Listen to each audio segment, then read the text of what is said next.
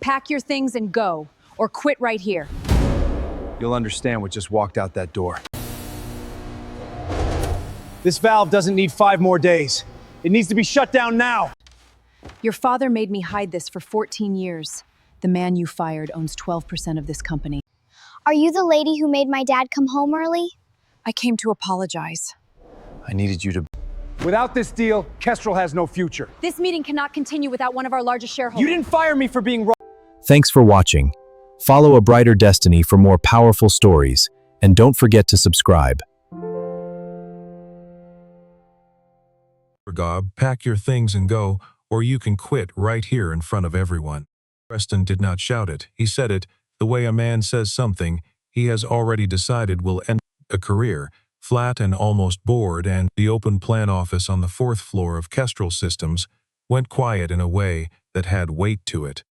40 pairs of eyes stopped pretending to look at their monitors. Marcus Doyle did not move for 3 full seconds, and then he closed his laptop, slid it into the canvas bag at his feet, and stood up so calmly that the silence somehow got heavier instead of lighter. Nobody in that room understood yet what he was actually carrying out the door with him. August watched someone walk away and known, somewhere under your ribs, that you were the one who was wrong. Stay with this one until the end. Weeks earlier, Dayton, Ohio had already hit the kind of July heat that made the asphalt outside Kestrel Systems shimmer by 9 in the morning. Prince wore what he always wore in the summer, a faded gray work shirt with the sleeves rolled twice, canvas work pants gone soft to the knees, and boots that had been resoled at the shop on 5th Street so many times the owner knew him by name. A woman's straw sun hat hung on a peg by his front door, wide-brimmed and slightly bent at the edge, a habit rather than decoration, kept there because his daughter liked to see it hanging when she left for school in the mornings. Or it had belonged to Elaine.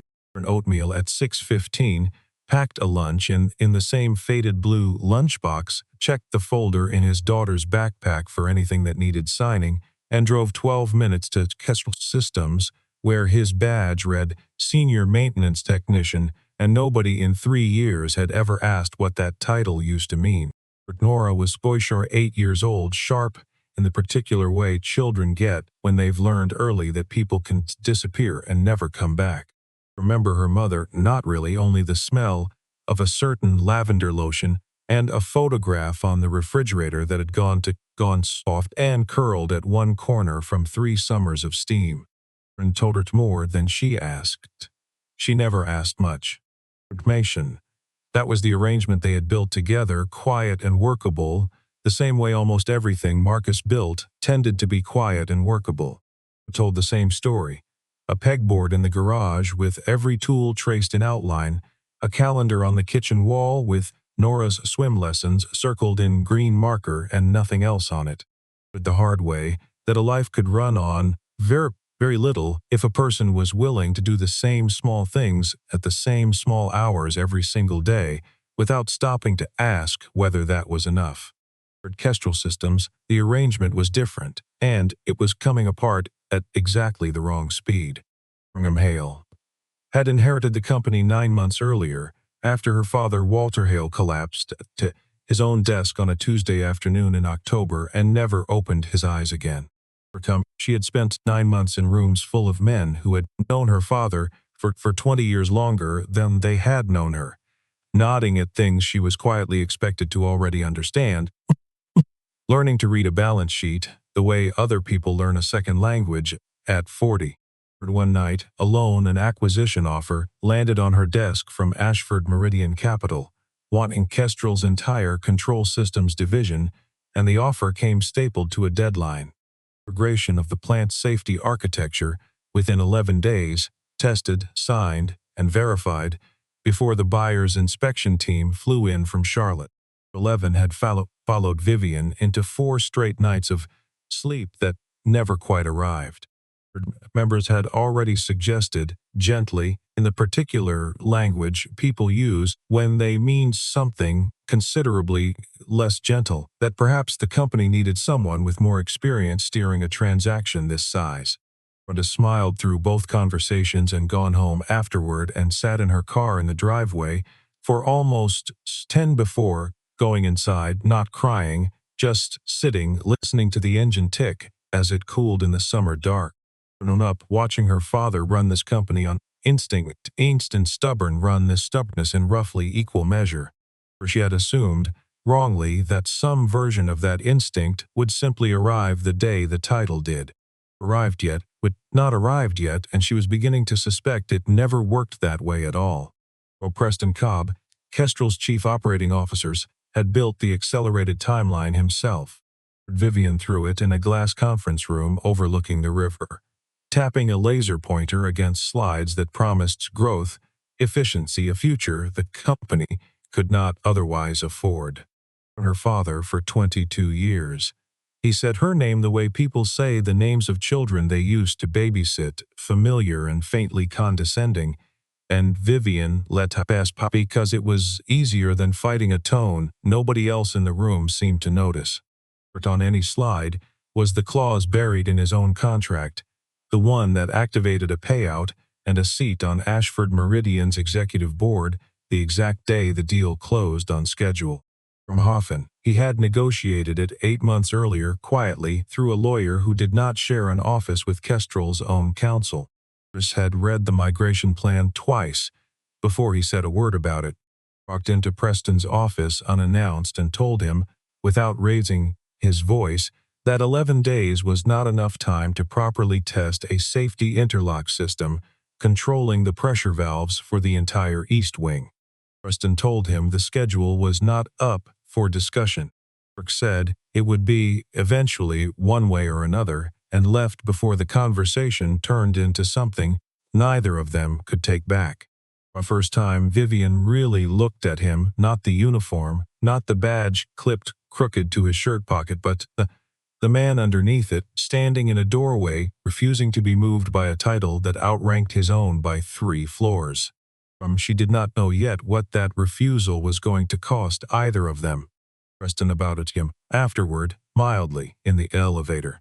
But he's been here longer than the carpet, Preston said, waving a hand. Valves. Not much for the bigger picture. Vivian huffed a description away without quite believing it. The way she had learned to file away most of what Preston told her in passing. The meeting where it finally broke was supposed to be routine. A status review crowded into the control room because the real conference room was already booked for something with the buyer's attorneys. Preston presented the faster timeline like it was already settled. Marcus, standing near the back with his arms crossed, said again that it wasn't safe. Preston said Preston's safety wasn't his department's concern this quarter, and somebody near the front laughed uncomfortably and stopped. Vivian had spent the morning on a call with Ashford Meridian's counsel, listening to a voice explain patiently penalty thitties written into the agreement for any delay past the agreed date, and by then the deadline felt less like a number and more like a hand around her throat. Rick said calmly that he would not sign off on a system he had not tested proper. Something broke loose in her that had nothing to do with him and everything to do with the last 9 months. When she insisted, pack your things and go, or you can quit. However, she watched something shift behind his eyes, not anger, something closer to disappointment, and she almost took it back. Almost. Then Preston leaned in, low enough for only her to hear, and said, "We don't time for hurt feelings, Vivian," and she let the moment pass instead of correcting it, a choice she would think about more than any other decision she made that month. Ricks closed his laptop, picked up his folder, and walked out. And he did not slam the door. The room stayed silent for 11 full seconds after he left, which felt, to everyone standing in it, considerably longer than 11 seconds ever should. Almost nobody in that room knew, except for the one woman standing very still near the door with her arms full of folders, was that Marcus had written the original interlock code himself 17 years earlier across a drafting table from a much younger, much less certain man named Walter Hale, who had hired him straight out of a training program and never once, in 17 years, Groves told his daughter the name of the technician who had designed half the safety system she now owned. Voss, Kestrel's director of human resources, had watched the whole thing from that doorway. Rix's jaw tightened around Walter's name, an accident of frustration more than a confession.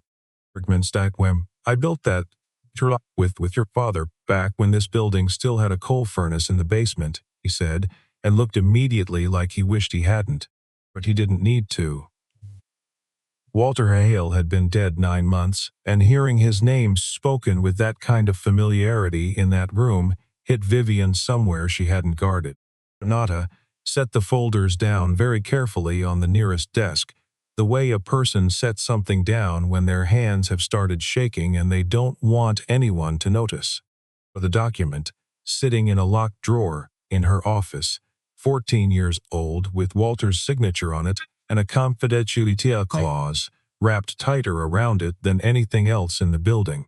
One day, when the meeting had scattered, Vivian found Renata still standing in the hallway. "Orphis, do you know something about him?" she asked. Renata held her gaze a second too long before answering.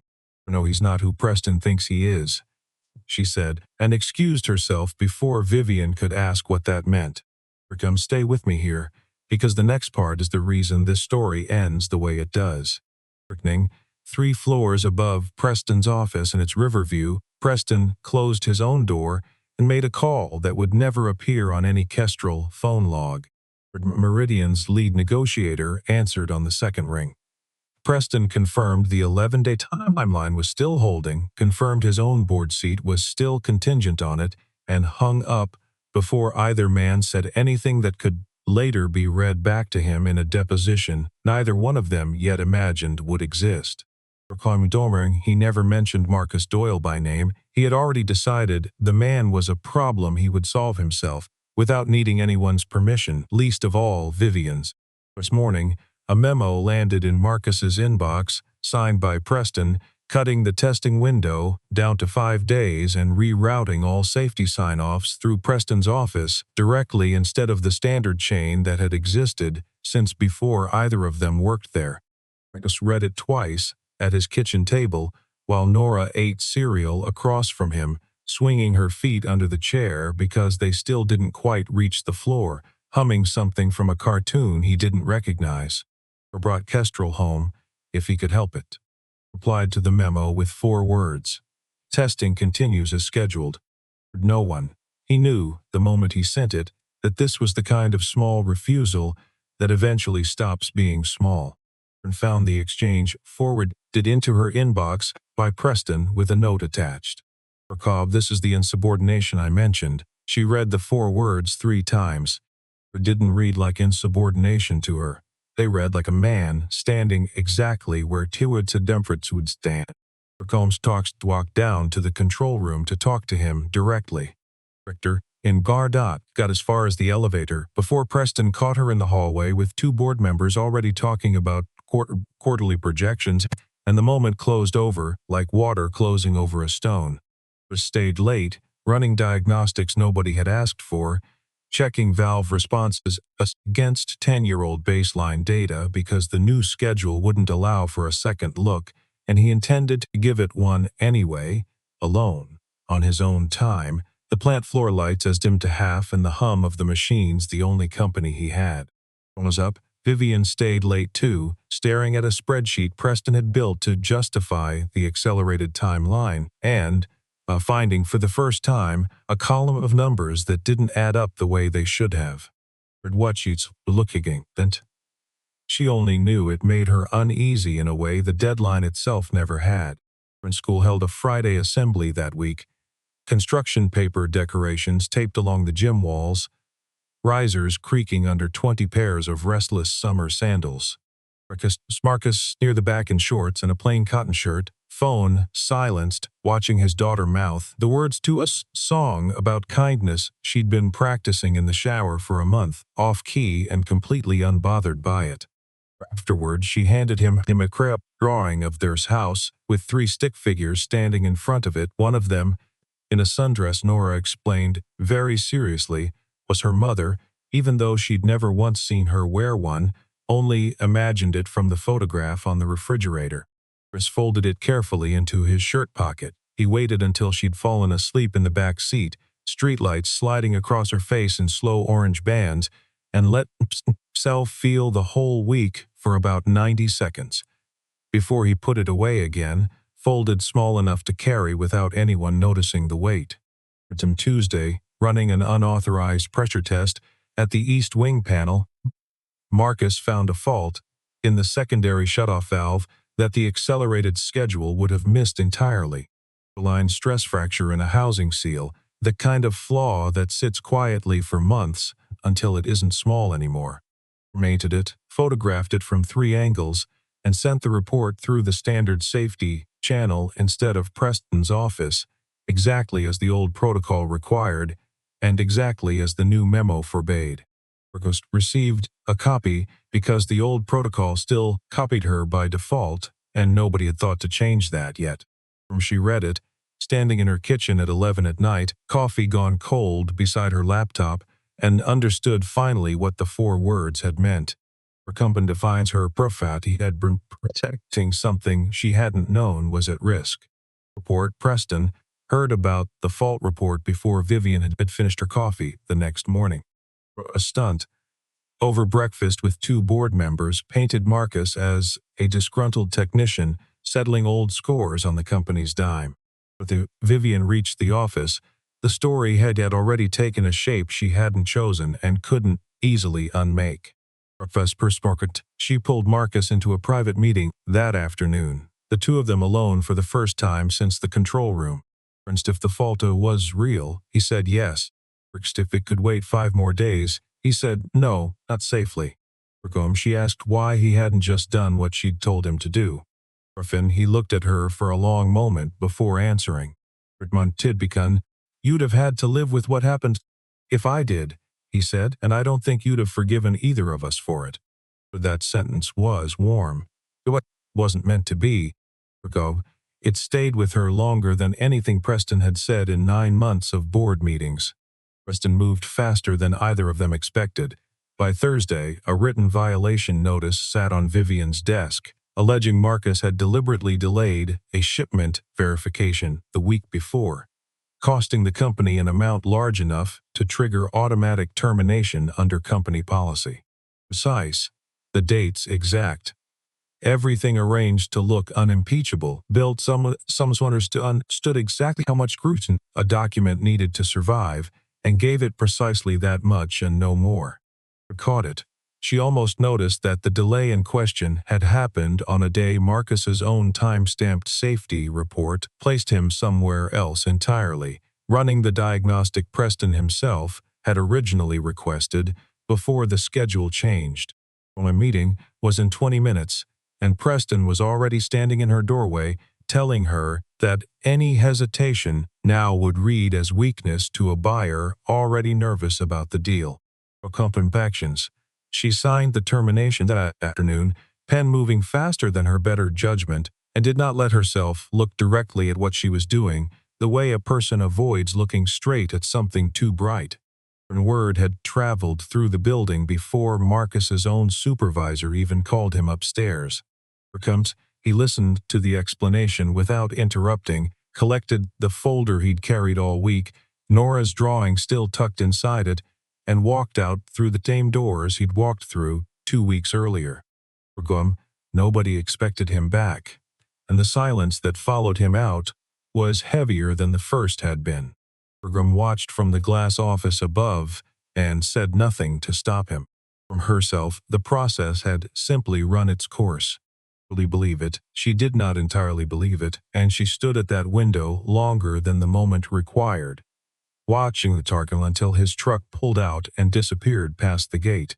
Where the story turns, and if you've made it this far, this is the part worth staying for. Rums had joined Kestrel 14 years earlier as a junior personnel coordinator,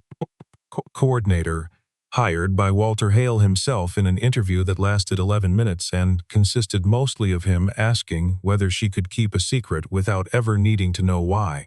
Prompted, she said yes, mostly because she needed the job and spent the next 14 years discovering that Walter had meant it literally.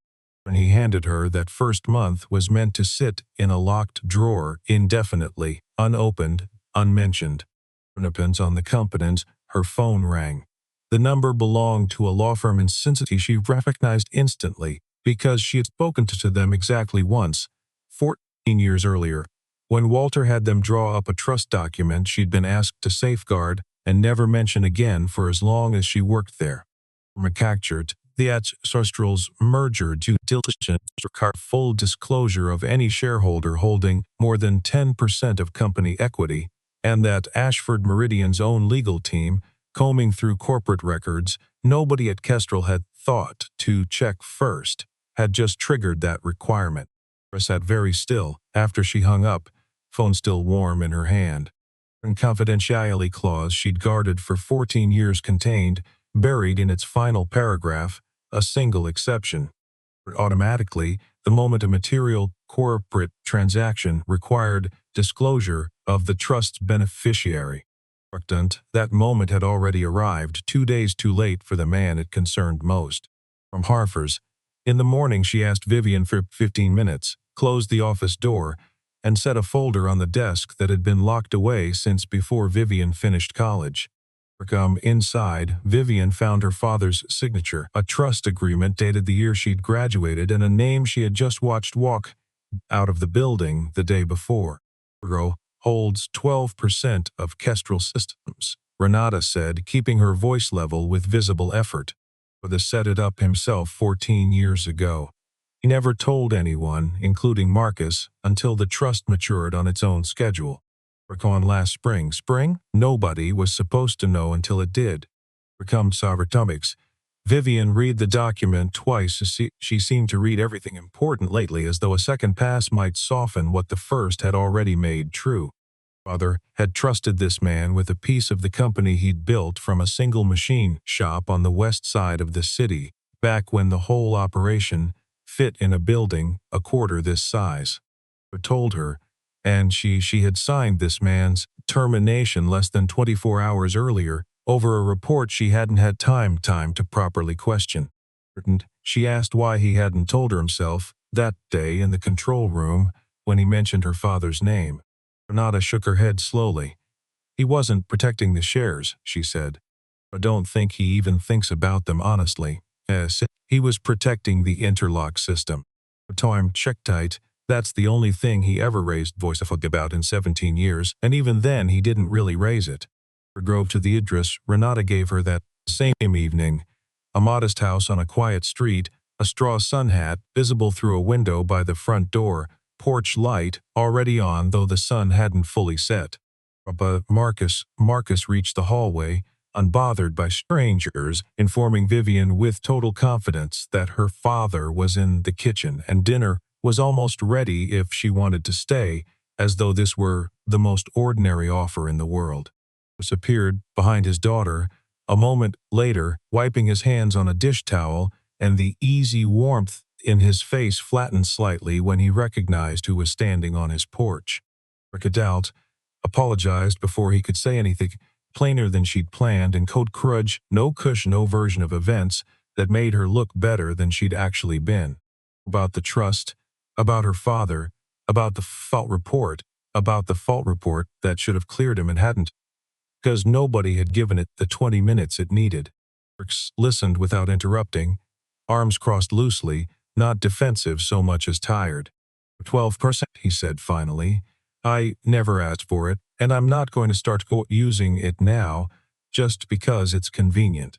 I wanted 3 weeks ago was for someone to believe me about the valve before it turned into a headline, and one a Geimer to wanted out of any of this.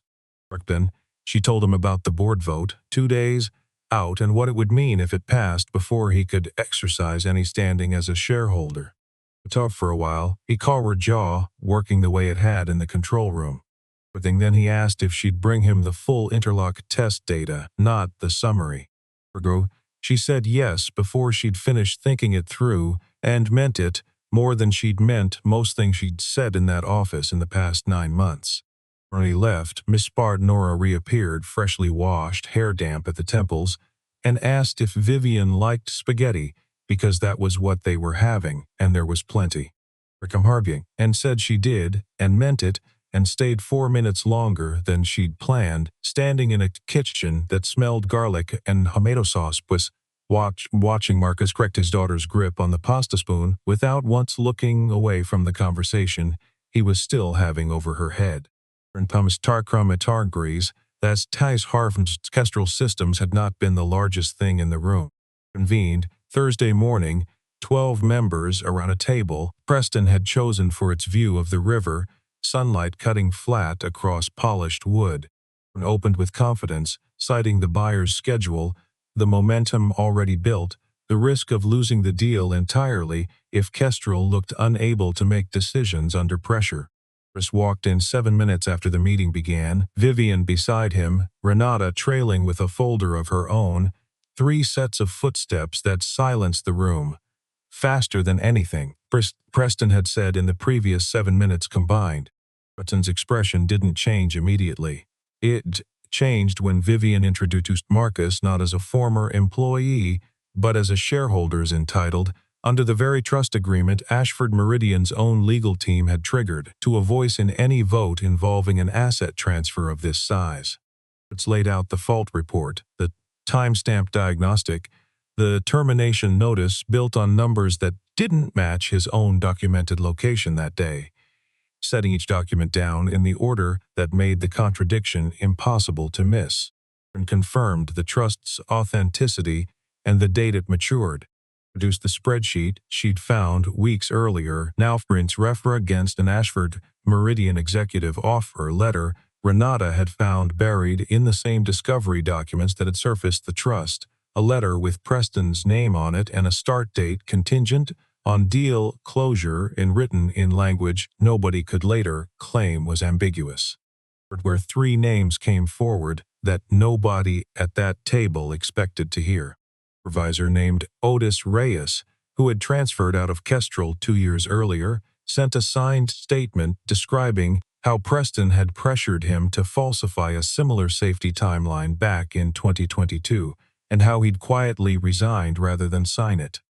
Nem, a former quality inspector, dealt relation to anyone in this story, testified that she'd been written up for insubordination the same month she raised concerns about a different valve, concerns that turned out to be accurate 8 months later.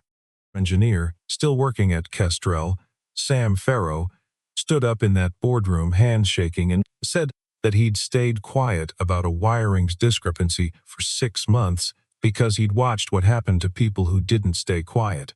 The room did not need a 4th witness. Nobody in it was still confused about what kind of manager Preston Cobb actually was, or briefly to argue his way through it, calling the offer letter routine, calling the fault report a misunderstanding blown out of proportion by people who didn't understand engineering timelines. Board twice how close they were to losing the deal, how none of this would matter was in 6 months if Ashford Meridian walked away because Kestrel couldn't manage a boardroom disagreement without falling apart. Nitty, for a moment watching 2 of the younger board members glance at each other, he seemed to think it might still work. But nobody at that table believed him by the time he finished the sentence. On old scores, one of the older board members, a woman who had served alongside Walter Hale for over a decade, asked him flatly whether he intended to keep talking or let the room vote.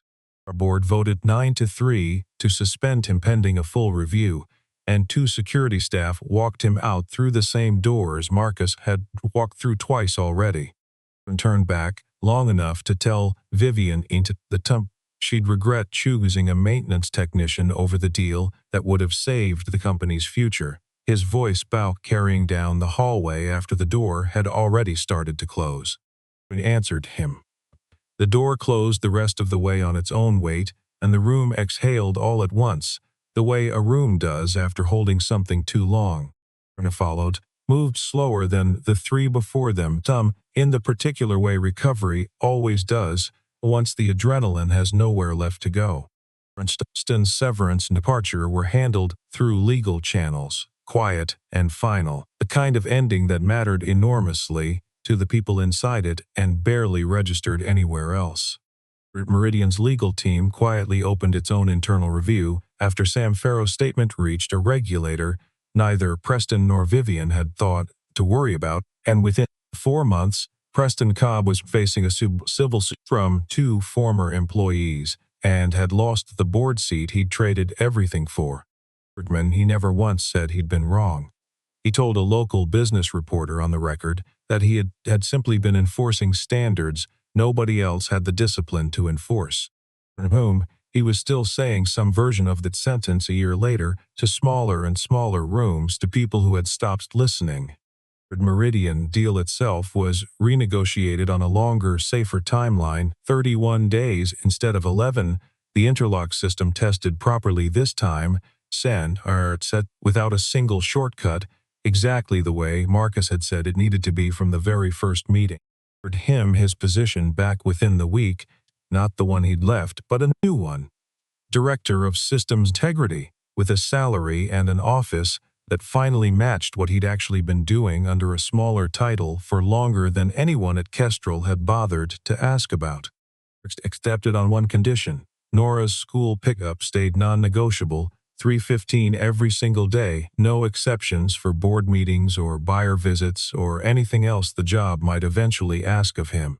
Marian agreed without needing to think about it, and meant that too. One of the full staff 2 days, and said, without hedging, that the fault report had been false. The fault report had been false. That the man she'd told to pack his things and go had been the only person in that room actually protecting the company from a mistake that could have cost far more than a deadline ever would. Chris stood near the back, arms crossed the same way they'd been the day this started, and said nothing, though something in his face had changed since then, something less braced than before, something closer to the way he looked at Nora across the kitchen table on ordinary mornings.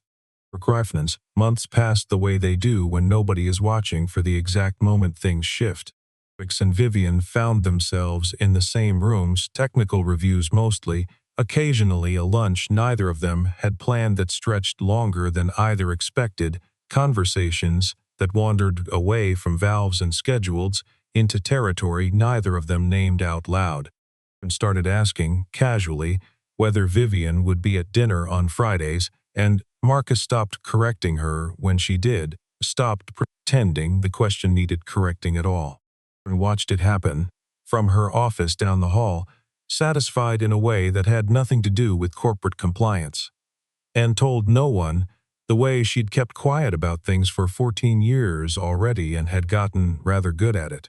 And on a late afternoon in September, the two of them stood by the window of the office that used to be Preston's, the city going gold and then gray as the sun dropped behind the river bridges.